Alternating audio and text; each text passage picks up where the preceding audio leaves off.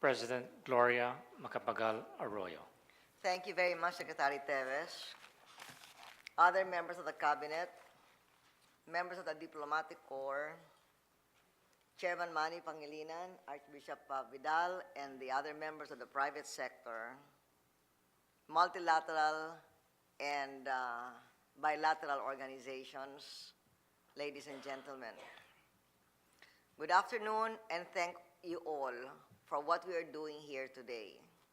If you recall, during the mid-year economic briefing last October, I announced the creation of a special public-private reconstruction partnership to study the causes, costs, and actions to be taken in the wake of typhoons Ondoy, Pepeng, and Frank, and to seek fresh aid to fund reconstruction. The idea was to harness domestic private initiatives, including business groups, the church, and civil society, into the government's overall reconstruction effort. We felt this was good policy, and we felt it would be a better way of mobilizing external and incremental resources, technical expertise, and networks. On October 22, if you recall, I issued an executive order creating the public sector portion, the Special National Public Reconstruction Commission.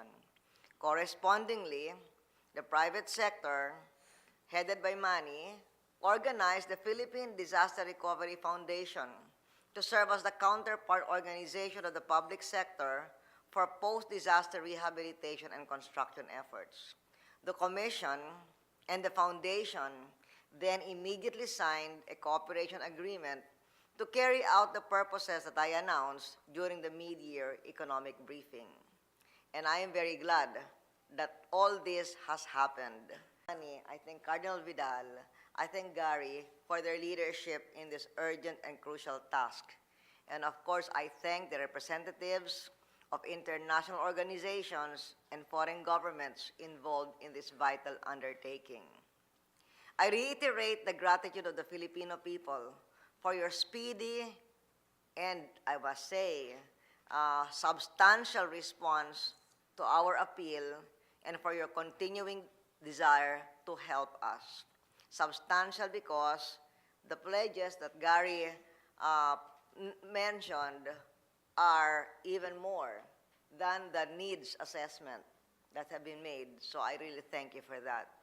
Your support is crucial in meeting the needs identified not only by the private sector, but also by the DSWD, the Housing and Urban Development Coordinating Council, and the Office of Civil Defense.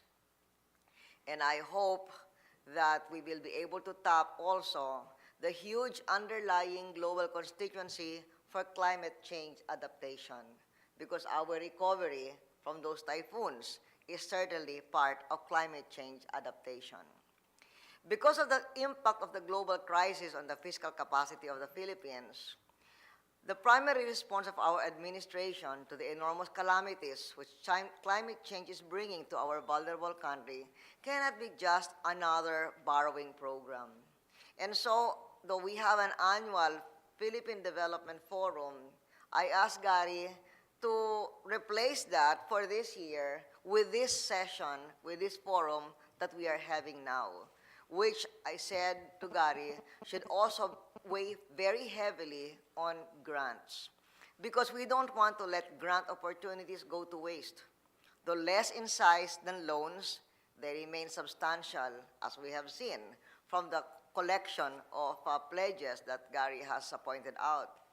And even if we resort to bonds in bringing in exogenous resources, we want to go beyond a mere borrowing program to provide a framework that is usually required by ODA programs.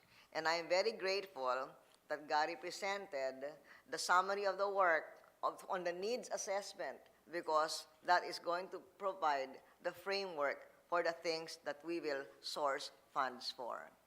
So in sum, I hope that we can push first for more grants or non-repayable inflows. The underlying doctrine, as I said before, is that the Philippines is a victim of climate change, not a culprit. victims are compensated, not penalized with high interest rates or conditionalities.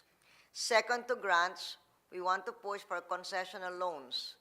And third, commercial borrowings, either through bonds or other instruments as may be recommended by this partnership, should be the last financing option.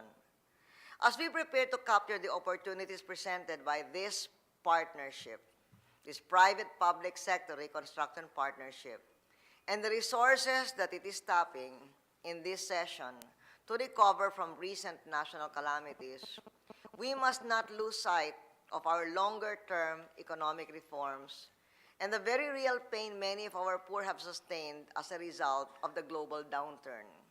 While the world may finally be emerging from the global economic crisis, much remains to be done to ensure that the Philippines continues on its path to long-term economic prosperity and that we are able to build a strong middle class.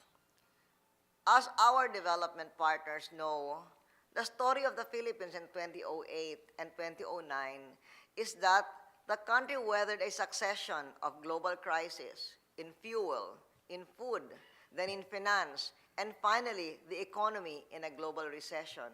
But we never lost focus, and we kept our economic fundamentals intact. Our GDP is still in the block. We will continue to work aggressively to ensure that the growth that has been generating jobs and revenue, to invest in new infrastructure and critical social programs will continue. And I am very grateful to all of you for your sincere and invaluable efforts to help the Filipino nation. With your help, as summarized by Secretary Gary Teves, we will be on track very soon.